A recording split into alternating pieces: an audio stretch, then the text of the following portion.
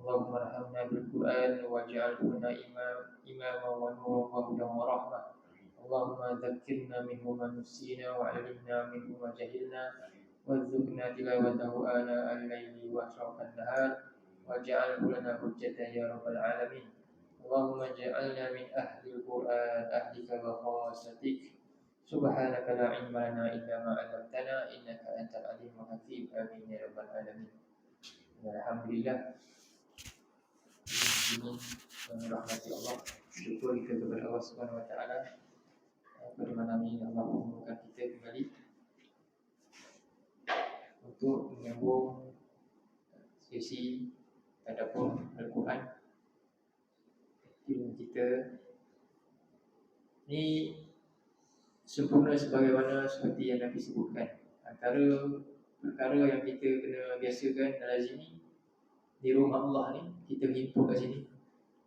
Ini kita antara golongan yang mendapat naungan Allah di hari kiamat nanti. 7 golongan, antaranya apa?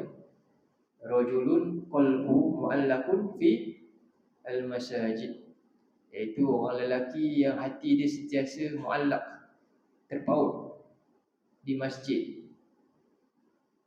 Namun ada yang Nabi tekankan lagi, apa maksud terpaut di masjid? Apa yang dibuat kat masjid?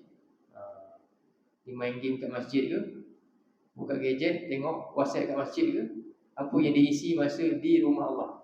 Sebab itu Nabi SAW sabda dalam sebuah hadis, kemudian kita termasuk dalam hadis ni, barulah dapat fadilat kelebihan masjid tu. Nabi kata, saya buka dengan hadis ni dulu.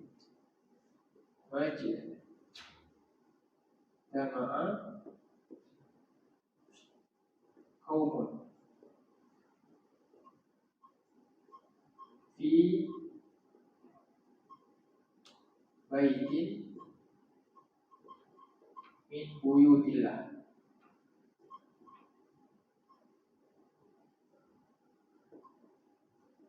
Buyutillah.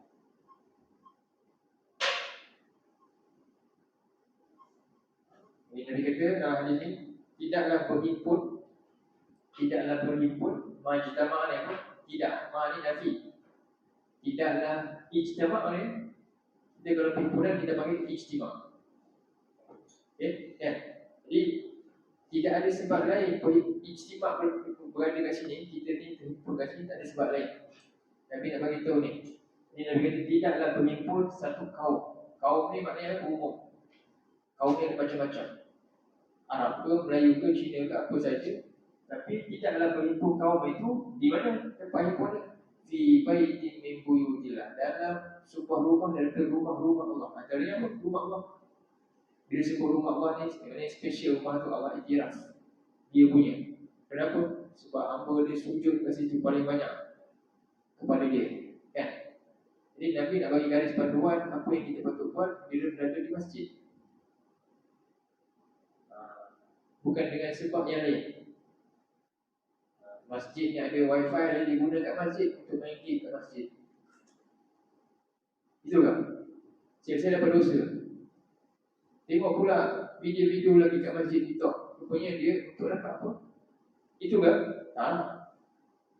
Jadi kena ditegur untuk kau nampak benda tu. Sebab apa? Masjid ni mulia dengan rumah-rumah sebagai rumah Allah. Satu dalam bahasa Arab ni, bila satu kalimah ni nama dia mudhaf. Kalau kita baca kan, ni mudhaf, ni mudhafun ilaih. Antara fungsi mudhafun ilaih ni, dia nak muliakan sesuatu atau nak cela sesuatu. Mudhaf. Contohnya mudhaf dia rumah. Asalnya rumah ni umum. Apa-apa rumah. Kalau nak cela rumah ni, kita letak rumah apa? Buyuti al-khinzir, jadi rumah khinzir, cela. Rumah tu rumah yang tercela. Kalau nak muliakan rumah ni, letak rumah yang paling mulia apa dia? Buyutillah, rumah mulia. Ini mulia dia tahap yang paling tinggi, paling agung. Maka rumah ni kena diagungkan. Dia bukan biasa-biasa bila Allah nisbahkan sesuatu dengan nama dia. Angkat jadi mulia. Bila sebut buyutillah, baitullah, masjid ni mulia. Jangan buat benda-benda yang tak mulia kat depan rumah Allah ni. Hiburan, Allah paling tak suka benda tu, kita boleh buat kat situ. Tempat mana? di masjid rumah Allah. Tak patut. Kan? Jadi kalau nampak kena tegur lah tu. Bukan itu. Jadi buyutillah. Bila seorang utusan ni ada banyak. Rasul ni antara maknanya yang hantar risalah, antaranya postman lah. Hantar perutusan. Tapi bila disebut Rasulullah, special tak? Dia bukan biasa-biasa lagi dah. Kitab, buku, macam-macam buku dalam dunia dia. Tapi bila disebut Kitabullah, jadi mulia yang luar biasa. Begitulah kita sekarang kena ingat, kita sekarang duduk kat mana? Rumah Allah. Ini satu benda yang sangat-sangat agung, dan bila tempat yang agung kita cemari dia dengan satu benda yang hina, maka dosa dia lebih besar daripada tempat-tempat yang biasa-biasa. Jadi kita hati-hati, kena diperingatkan hal ni. Baik. Jadi Nabi kata tidaklah berhimpun satu kaum. Tapi Nabi ni tak ada resis, tak kira apa pun, tapi yang penting mereka sedang berhimpun di mana? Di tempat yang mulia ni. Buyutillah, rumah Allah. Ini antara pujian Allah nak. Ini satu tanda beruntung orang ni. Kalau dia suka berhimpun kat sini, ya, itu satu pintu pertama yang dia akan dapat kebaikan. Tapi jangan cemari kebaikan tu. Rupanya dia berkumpul bukan sebab yang Nabi nak sebut lepas ni. Apa dia buat berkumpul? Majtama'a qaumun fi baitin min buyutillah. Apa mereka buat? Yajluna kitab Allah. Kitab Allah. Yajluna kitab Allah. Tujuan mereka kumpul tak ada lain. Mereka nak yajluna apa? Tilawah. Baca faham kitab Allah. Bukan tengok WhatsApp, duduk sembang, bukan. Ini benda yang besar yang dia kena fikirkan. Nak dapat fadilat besar kat rumah yang mulia, yang malaikat banyak ni. Jadi jangan buat lara dekat tempat ni. Okey, apa tujuan pertama? Mereka nak baca kitab Allah. Lebih-lebih kalau ada sedang dijalankan apa? Pengajian pula lagi. Lagi patut dihormati benda tu. Lagi kena dia berusaha untuk hadirkan dia, lawan syaitan yang hasut dia untuk sukakan benda lara ni. Ini masanya. Bila lagi? Tadi kita dah lara dah. Bila masa kita nak kembali? Bila? Kurang-kurang ada satu masa yang kita pilih, ya Allah, ini untukmu, ya Allah, kan? Jadi itu satu benda yang kena ada kesedaran tu. Jadi pertama, apa yang kita paling patut banyak buat kalau kita nak stay kat rumah Allah ni? Tilawah Al-Quran. Yatluna kitab Allah. Kemudian yatadarasunahu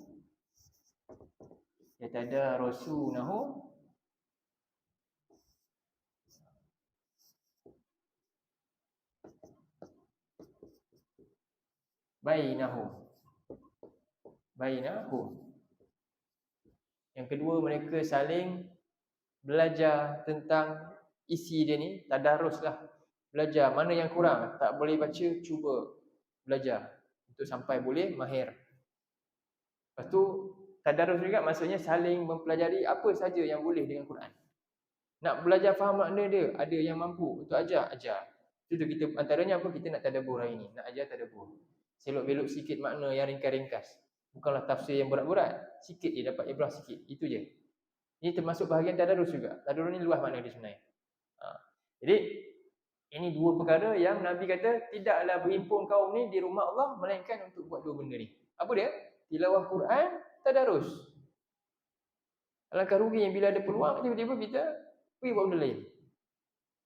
Alangkah ruginya. Jadi kemudian apa reward dia? Reward dia besar. Nabi kata illa, kecuali tidak lain dia akan dapat apa? Nazalat alaihimu as-sakinah. Saya ringkaskan. Satu, dia akan dapat as-sakinah.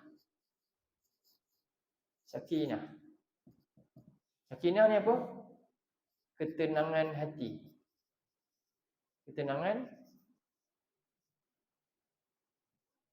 Maksudnya ketenangan dalam ibadah. Kerana di syarahan dia maksudnya ketenangan ni ketenangan dalam ibadah. Hidup dia tenang. Hari ni ramai tak rasa hidup tak tenang. Dia bila dia tenang? Bila dia dapat tengok apa? WhatsApp ke game, baru rasa hari dia sempurna. Ini sebenarnya bukan ketenangan. Itu bukan ketenangan. Dia perlukan benda tu. Bila tak ada benda tu, dia tak betul. Tak. Dia boleh berlama-lama dengan benda ni. Barulah masuk dia sakinah. Jadi ini benda Mahal yang hanya siapa yang boleh bagi? Allah. Atas usaha kita buat benda ni. Kalau tak buat benda ni memang tak dapat. Walaupun duduk rumah Allah pun tak jadi tenang. Dia nak juga tu, nak juga benda ni. Dia tak boleh tenang, tak boleh biar pun benda ni. Benda ni tadi dah kuasai dia daripada 24 jam tadi dah. Masuk rumah Allah pun sama lagi, benda ni tak boleh lepas. Tenang tak ni? Tak. Dia sedang terikat dengan benda yang menyebabkan hidup dia tak tenang. Jadi benda ni kena ada kesedaran, ubah. Dalam rumah Allah pun masih lagi tak boleh tinggalkan. Mari kita sama-sama tengok ni kitab Allah. Itu sepatutnya. Kesedaran pertama, ni reward pertama dapat Allah bagi. Ganjaran utama, hidup ni tenang. Apa saja situasi tenang dengan ibadah dia. Tak adalah benda-benda ni. Dia nak kejar-kejar benda yang bukan-bukan ni lagi dah. Yang kedua apa? Wa hafaz wa ghasyiyatuhumur rahmah, dapat rahmat Allah. Allah sayang. Bila Allah sayang? Bila dia suka himpun kat rumah Allah, ya, dan dia buat dua benda ni baru Allah sayang. Tapi kalau suka kumpul rumah Allah tapi buat benda lain, agak-agak dapat rahmat tak? Dia tak sempurna dengan hadis yang Nabi baca. Nabi tak baca sampai sini, Nabi baca habiskan. Ini benda yang dia kena buat, syarat dia. Belum tentu lagi dapat rahmat, tentang dapat murka Allah pula. Dia tak muliakan rumah Allah dengan benda yang sepatutnya. Silap bukan dapat rahmat, dapat kemurkaan Allah. Hadis ini dalam Sahih Bukhari, Sahih Muslim juga. Dan yang ketiga, ini ada adab masjid sebenarnya. Yang ketiga, apa dia? Sakinah, rahmah, kemudian wa hafaz alaihimu al-malaikah. Jadi al-malaikah, para malaikat mengelilingi orang ni. Barulah malaikat suka damping. Bayangkan kita buka ni, scroll ni, agak-agak malaikat suka. Dengan ada auratnya lagi, buat pula kat sini, silap malaikat menyumpah je. Jadi kena tengok juga tempat ni.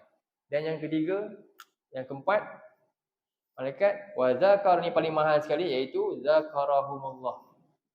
Zakarahumullah fi man indahu. Jadi Allah memuji-muji, menyanjung-nyanjung hamba dia ni di sisi malaikat yang terdekat dengan dia. Bayangkan nama orang ni disebut-sebut. Hanya buat apa? Duduk rumah Allah ni, tilawah Quran saja. Tak buat benda lain. Terus dapat 4 benda ni. Subhanallah. Tapi apa? Ramai yang sia-siakan perbuatan ni. Rugilah. Itulah mukadimah kita pertama. Sebab itulah diharapkan mana-mana pun lah, ambil kesempatan. Ada saja apa dia, satizah ke yang hadir kan, hargai dan cuba untuk dengar, rasakan, kumpul, himpunlah kurang-kurangnya. Baik, tinggalkan sekejap je, bukan lama, baru minit je kan, untuk dapatkan 4 kebaikan yang dijanjikan oleh Rasulullah SAW. Ini pasti. Nabi ni bukan penipu. Nabi ni apa? Siddiq. Apa yang Nabi cakap ni yang baik, pasti berlaku dan benar. Jadi ini yang kita nak kejar. Jadi bila kita tengok hadis ni, dia ada mukhalafah. Apa mukhalafah dia? Dia kumpul, apa mafhum mukhalafah? Maknanya lawan dia pula, kata lawan daripada 4 ni pula. Dia kumpul, tapi dia buat apa? Dia bukan tilawah kitab Allah, bukan buat ni. Dia buat benda lain. Apa jadi? Apa mukhalafah dia? Dia bukan dapat sakinah, dapat apa? Bertambah lagi hati dia serabut. Tak ada lagi tempat yang boleh tenangkan dia dah. Ingat rumah Allah boleh jadi tenang, rupanya rumah Allah tu dia buat benda lawa juga. Sama je. Tak ada lagi tempat yang dapat ada kelebihan pada dia. Pertama, bertambah serabut hidup dia. Yang kedua, dapat kebencian bukan rahmat Allah. Yang ketiga, malaikat akan doakan keburukan dia. Yang keempat, Allah akan apa? Puji dia ke cela dia? Cela dia pula. Na'udzubillah. 4 ni kita tak nak pula. Pastikan inilah yang kita kena buat bila kita ada dekat buyutillah, rumah-rumah Allah. Jadi hari ini kita nak sambung surah Yasin ayat yang ke 4 kan? Sebenarnya 6 kan? Ayat apa? Jadi ayat yang ke-6. Ayat yang ke-6 Litunzira, kita pergi ke ayat tu.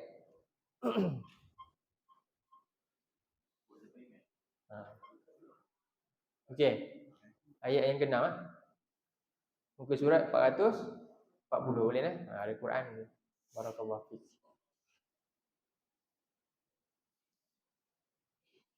Okey. Ayat yang ke-6 Jadi Allah SWT firman, kita baca ayat tu. Ayat yang ke-6. A'udzubillahi minasyaitonirrajim.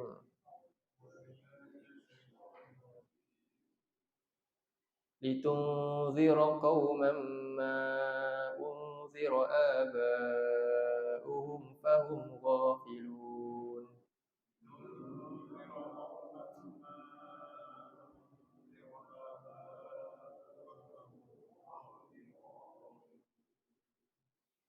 Baik, jadi Allah SWT ini bahagian seterusnya.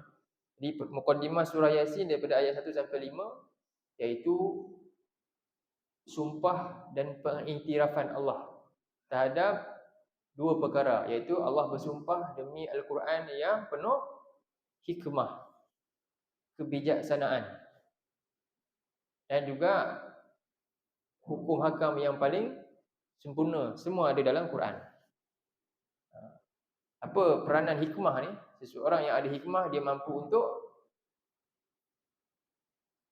menangani banyak perkara, menjaga diri dia daripada sesuatu yang sukar untuk dijaga, iaitu hawa nafsu.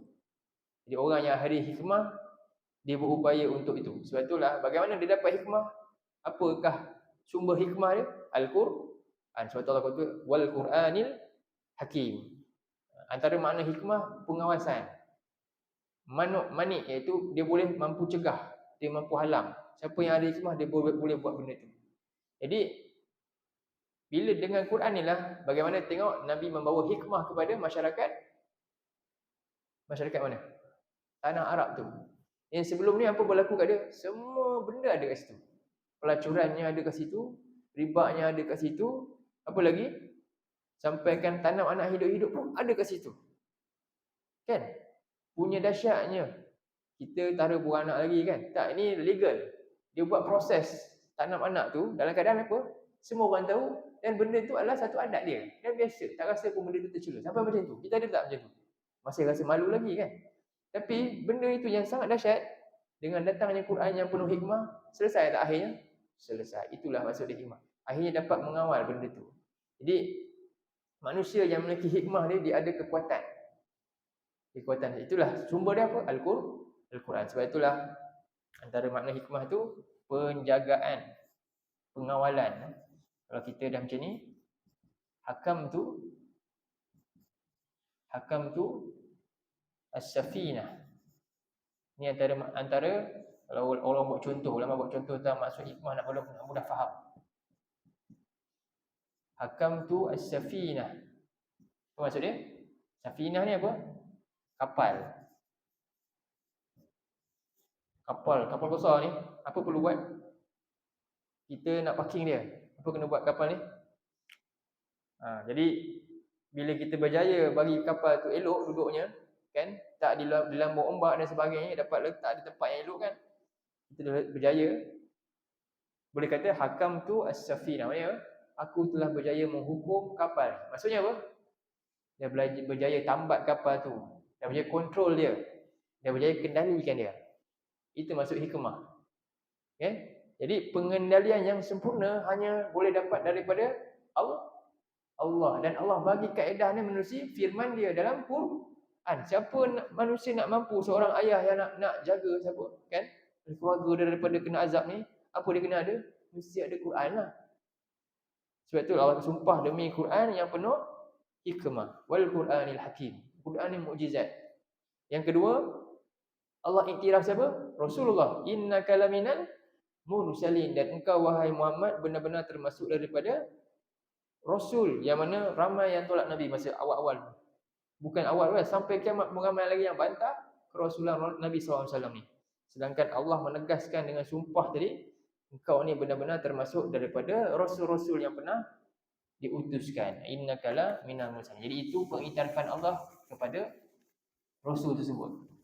Kemudian ala siratim mustaqim, dan engkau Allah jamin berada di atas jalan yang lurus. Jadi 3 perkara ni dia punya kunci utama untuk kita faham.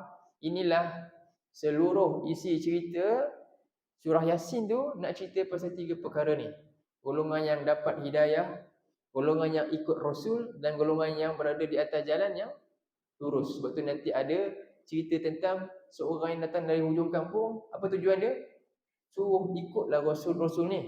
Lalu dia dibunuh. Kan? Tukang kayu An-Najjar, Habib An-Najjar tu. Cerita pasal dia dakwah menyampaikan, suruh sokong Rasul tu, ikut Rasulullah. Jadi yang keempat, apa ayat seterusnya? Ala siratim mustaqim. Kemudian tanzilal azizir rahim. Kemudian Allah bagi tahu, Allah jamin ni Quran yang sumber hikmah adalah Quran. Siapa nak bijaksana, ambillah Al-Quran. Yang kedua, ikutlah jalan siapa? Rasul ini. Ini Allah jamin berada di atas jalan yang benar, jalan yang lurus. Okey. Kemudian tanzilal azizir rahim. Allah bagi tahu penurunan ini, ingat Quran ni dan utusan ini, siapa yang utuskan dia dan siapa yang turunkan Al-Quran ni? Allah bagi tahu tentang sifat dia, iaitu Aziz, yang maha perkasa. Kenapa? Untuk bagi orang-orang yang ingkar ni rasa gerun sebenarnya. Jadi ingat, penurunan ni diturunkan daripada Allah yang maha perkasa. Kalau kamu tak mau ikut, Allah boleh azab dia.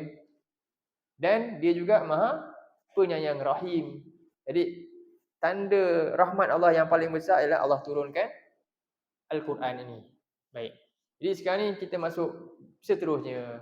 Apakah tujuan Quran ni turun? Apakah tujuan utama diutuskan Rasul ni? Baik, kita baca ayat tu lah. Litun tadi. Litun zero kauman ma zero aba uhum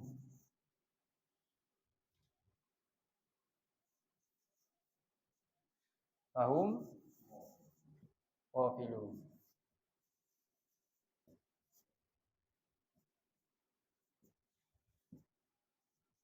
Ni tengok ayat ni ya. Jadi pertama ada beberapa kalimah ni. Pertama li. Satu kalimah li.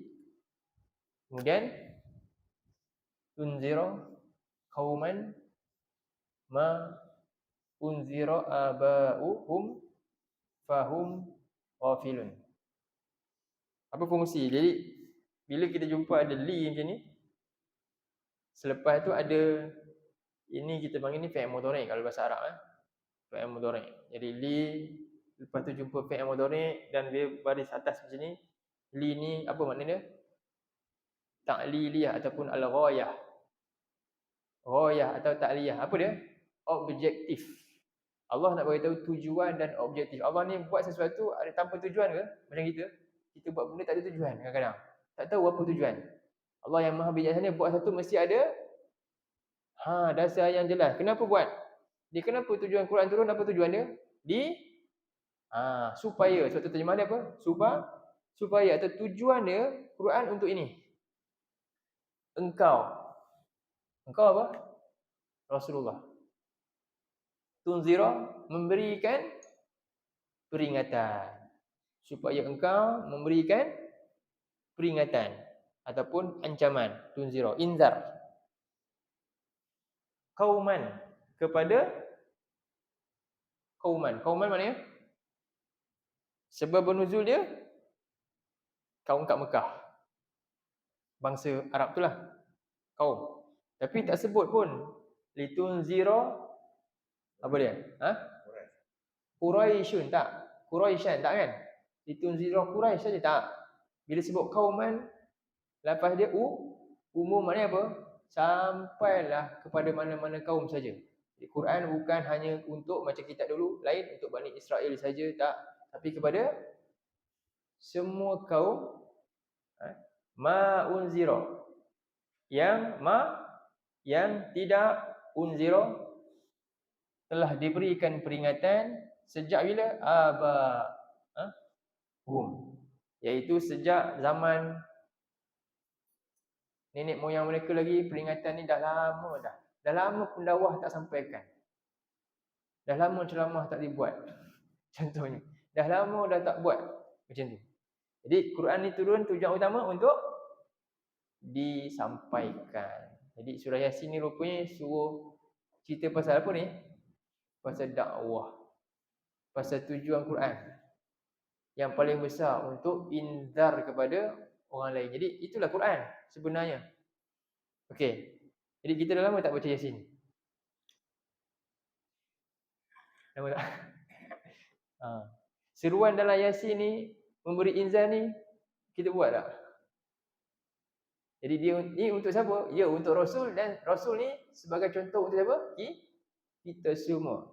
Laqad kana lakum fi Rasulillahi uswatun hasanah. Memang ada kan antara uswah hasanah Nabi yang Allah angkat dalam surah Yasin, apa dia? Nabi ni dengan Quran ni, Nabi beri apa? Beritahu orang lain, Nabi beri peringatan. Sebab apa? Seolah seorang yang bagi mesej. Contohnya, kita wakil. Contoh dulu pakai surat. Ibu bapa ni hantar surat, bagi tahu dekat ada wakil dia ni untuk serahkan pada anak dia. Kan? Jadi dia pun serah ke tak serah? Kalau tak serah maknanya dia khianat. Bila dia serah, kan? Bila dah serah kepada anak, terletak pada akhirnya tugas dia dah selesai. Sekarang ni tinggal ni maklumat tu terserah pada anak yang dah dapat tu. Dia nak baca maklumat ke tak nak baca? Betul tak? Jadi kita sekarang ni macam tu juga. Nabi dah tak ada dah. Siapa nak bagi tahu Quran? Apa yang isinya yang tersimpan dalam ni, ramai tak yang tahu? Ke ada rahsia yang banyak tak tahu? Jadi pertama kita kena tahu, ambil tahu, belajarlah. Dan belajar. Dan tujuan belajar ni nak apa? Nak disampaikan maklumat ataupun ajak dia, bagi tahu. Dan setelah buat benda tu, tugas kita selesai tak? Amanah kita dah selesaikan. Barulah terpulang kepada pihak yang ketiga untuk apa? Nak ikut ke tak nak ikut? Nak dengar ke tak nak dengar? Betul? Nak baca ke tak nak baca? Kita dah bagi tahu. Itulah kerja kita. Itulah dakwah. Simple je sebenarnya. Semua boleh buat. Semua orang boleh buat. Dia tak perlu tunggu title ustaz pun sebenarnya. Ajak aja. Bagi tahu tentang kepentingan faham Quran ni, kepentingan apa yang dalam Quran ni. Ini rupanya mesej Allah kepada siapa? Kepada kita semua. Bukan kat golongan tertentu saja, bukan kat ustaz saja, tak. Untuk semua orang. Sebab apa? Allah ni Tuhan kepada semua kita ni. Jadi itulah maksud dia, tujuan yang Allah sebut dalam ayat ni apa? Tujuan Quran tu untuk engkau memberikan peringatan kepada kaum yang kalau tak buat ni, kalau Nabi tak buat ni, terus kaum ni dalam keadaan apa dia? Tak dapat peringatan, tak sampai. Lalu dengan sebab peringatan tak dapat, kan? Dia tak dengar Quran, apa jadi? Akibat daripada ramai orang akhirnya tak dengar Quran, tak baca Quran, tak tengok Quran, apa jadi hidup dia? Fahum ghafilun. Maka lalu mereka jadi orang-orang yang lalai, na'udzubillah. Jadi kita kena ingatkan ni. Mesej Allah yang mahal dalam Quran ni kena dikeluarkan. Inilah kesempatan saya, satu mesej je. Kita buat surah ni pun sehari satu. Bukan sehari, sebulan sekali ayat. Kan? Cukuplah mesej ni sampai pun. Yang penting kita dah ada kesedaran yang penting rupanya. Jangan biar diri kita lalai dengan apa dia? Bermalas dengan Quran. Tapi kita boleh berrajin dengan WhatsApp. Tak tengok WhatsApp sehari rasa macam tak cakalat. Bila tak baca Quran sehari tak rasa apa-apa pun. Lepas tu Allah tanya tak hamba dia dengan Quran ni, Allah tanya, cuba tengok surah 30, surah 47. Surah 47. Ayat yang ke 24. 47 ayat 24.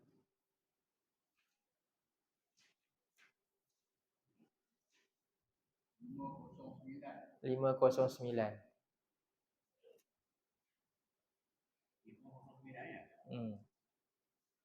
Surat 509. Ayat dia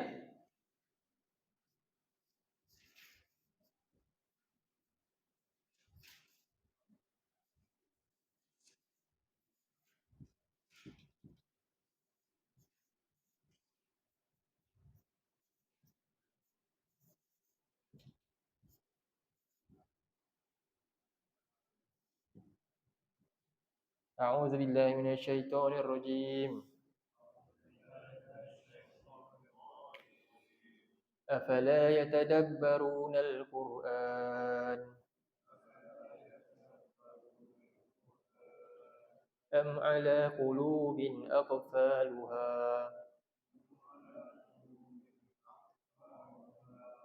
Afala yatadabbaruna al-Qur'an. Apa maksud? Mengapakah tidak mereka mahu? Apa maksud tadabbur kat tu? Merenungi, menghayati kan?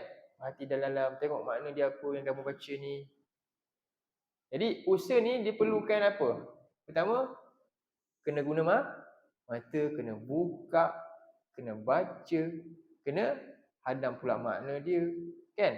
Banyak benda yang perlu disekalikan, selarikan dengan buat benda ni. Jadi itu maksud tadabbur tu.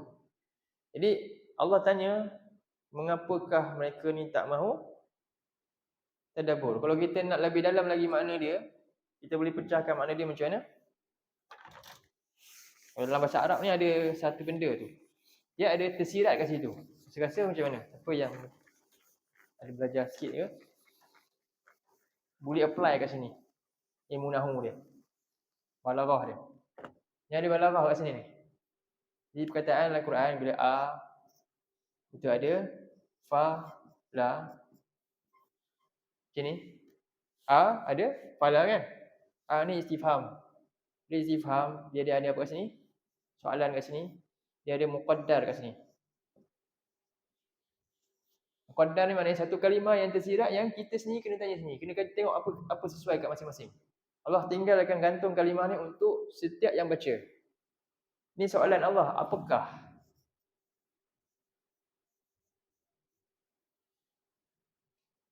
Okey, apa maksud dia? Apakah yang menghalang mereka? Apakah kamu masih sibuk? Apakah mereka masih sibuk dengan siri demi siri, episod demi episod yang ada dekat televisyen tu? Satu. Itu maksud penghalang. Jadi penghalang ni namanya muqaddar. Masing-masing ada penghalang masing-masing. Ada orang sibuk dengan ni, ada orang sibuk dengan aktiviti ni, ada orang sibuk dengan ni, tak habis-habis aktiviti dia. Jadi hal itukah yang menghalang lalu Allah kata lalu tidak mereka ada masa nak tadabbur ayat-ayat aku sampai tak ada masa langsung. Agak-agak umur yang aku bagi ni tak cukup ke sampai mereka tak boleh langsung nak ambil masa sikit tadabbur Al-Quran ni? Itu pertanyaan Allah. Jadi bila seseorang tu tanya, apa tujuan? Tanda ambil berat, tanda sayang. Cikgu tanya sebab nak murid dia, nak pastikan murid ni faham tak saya ajar. Sebab tu cikgu ni perlu tanya soalan. Begitulah Allah ni yang maha bijaksana, lagilah Allah nak hamba-hamba dia dapat sesuatu daripada firman dia. Jadi sebab Allah tanya, kenapa mereka tak mahu tengok yang ni? Benda lain kenapa belik lama-lama? Tiba-tiba nak ambil berapa minit masa untuk ini je? Tak nak, dan macam-macam alasan. Jadi adakah itu semua sebenarnya halangan dia? Semua perkara tadi itu halangan? Bukan. Kesibukan kamu tu adakah halangan? Bukan. Sebab itu Allah jawab sendiri apa dia? Celaan. Seterusnya, Allah buat ayat ni. Ayat ni disebut sebagai bentuk ancaman juga. Ya Allah kata apa? Am ala qulubin aqfaluha. Maksudnya, atau sebenarnya ini bukan, ni hanya alasan kosong. Sebenarnya bukan ni. Semua ni tak menghalang pun, kamu tak sibuk pun sangat pun. Boleh je ambil masa. Tapi sebenarnya apa? Sebenarnya hati kamu dah terkunci. Na'udzubillah. Ini paling parah. Maknanya hati dah ada penyakit. Jadi inilah yang selalu saya ingat. Tadabbur ni penting. Ni kesempatan yang sangat sikit masa kita ada pun, kita pun kan ada banyak hal, cuba luangkan masa untuk dapat benda ni sedikit sebanyak. Sebab apa? Akhirnya nanti perkara ni lah yang kita akan minta depan Allah nanti nak buat. Cuba tengok surah 23. Surah 23 ayat 99 hingga 100. Surah 23 ayat 99 hingga 100. Sekarang kita rasa macam tak penting nak buat benda ni. Sampai tak ada masa kan. Kita boleh lama buat benda lain masa lama. Tapi untuk ni ayat Allah walaupun satu pun rasa susah. Satu masa kita akan minta benda ni, ya Allah ini paling mahal. Ini amalan yang kita rasa kita dah tinggalkan, kita minta tolong bagi peluang lagi sekali saya nak buat benda ni. Cuba tengok surah 23, kita baca. Ayat yang ke muka surah apa dah? Jumpa ya. A'udzu billahi minasyaitonir rajim. حتى إذا جاء أحدهم الموت قال رب ارجعون.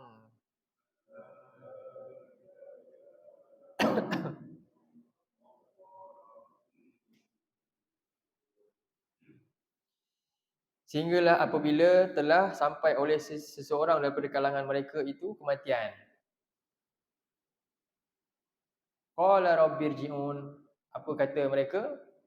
Wahai Tuhanku, kembalikanlah aku. Ayat ni ada asbab nuzul dia, cerita tentang orang-orang yang menolak Nabi SAW lah. Pada zaman Nabi sampaikan Quran ni, mereka tak nak terima, tak nak memikirkan apa yang disampaikan oleh Rasul ni. Jadi sampailah tiba-tiba setiap mereka masuk kubur, mati. Kematian menjemput. Jadi bila ambil ibrah ayat ni, dia umum sampai hari kiamat ayat ni terpakai.